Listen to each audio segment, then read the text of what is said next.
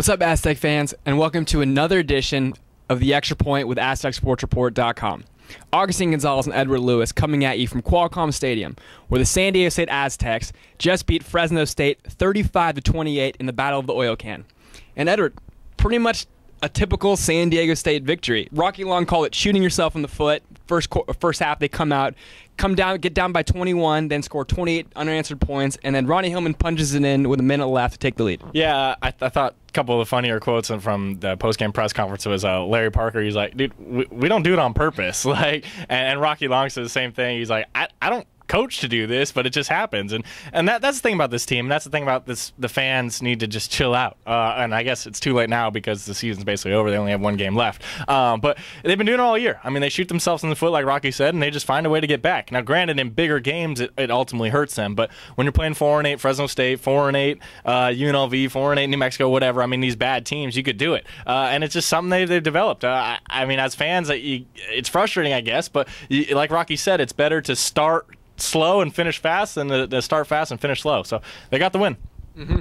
And Edward, the players were kind of laughing about the whole oil can thing this week. We were kind of making fun of it a little bit. The media and fans alike were making fun of it. But as soon as the Aztecs won the game, a whole bunch of them just ran right over to the oil can, and they picked it up, and they acted like they just won the crystal ball. Yeah, and that was funny because one of the funniest things we saw all week was Ronnie Hillman burst out laughing when we asked him about the oil can. And he was one of the guys that was grabbing it, touching it, holding it, hey, this is the oil can. So it's a start of something special here. And I know it might not continue because SDSU might be on the Big East and Fresno State's going to the Mountain West and yada, yada, yada. But if it does continue, I think this oil can is something legitimate. I mean, these Aztecs cared more about that than that shield they've been carrying around for the last 3 years since Brady Hoke got here. So it's a big deal now. It's going to be a big-time rivalry. Rocky Long said you could kind of feel it coming out, and if they keep scheduling that game, this is going to be a big game for the Aztecs for the next 5, 6, 7 years.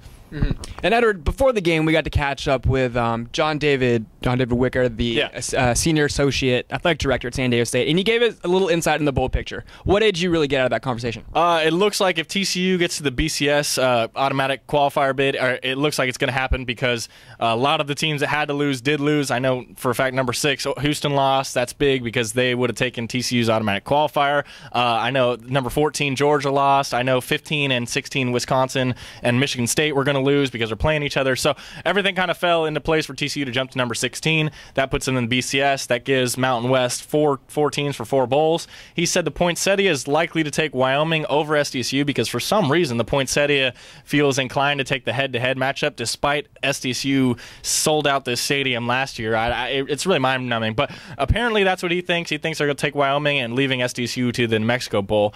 So it looks like they'll be playing in Albuquerque. Now, if for some reason TCU or Boise State doesn't get that BCS bid, looks like SDSU will be playing in the New Orleans Bowl or the Kraft Fight Hunger Bowl in San Francisco. But right now, I mean, he sounded really confident. I mean, it sounded 85% sure that they were going to be playing the New Mexico Bowl. So that's looking like what it is right now. And he definitely said before the game that no matter what happens tonight, win or lose, he doesn't see a scenario where the Aztecs will not get into a bowl game. So good news for Aztec fans. And Edward, tonight too, there were some recruits here before the game, and you got to catch up with them a little bit. Yeah, Matt Marin was here. He's a commit. Ben Moa is a commit. He was here. It looked like Alex Barrett was here. A couple kind of younger guys were here. Corey Whitaker, quarterback from SoCal, was here. But the big one is Nico Saragusa. He's back for a 2nd straight game. Back coming off of an official visit from Colorado. He's set to take an official visit next week to SDSU as well. So that's looking really, really good for the Aztecs. That he keeps coming back, keeps chatting with Matt Morin and some of these SDSU commits. So big news for the Aztecs to get him to keep coming to these games. There you have it. Next time you catch us, we'll see you at the San Diego State Bowl game. For Edward Lewis, I'm Agustin Gonzalez. Thanks for kicking the extra point with us at AztecSportsReport.com.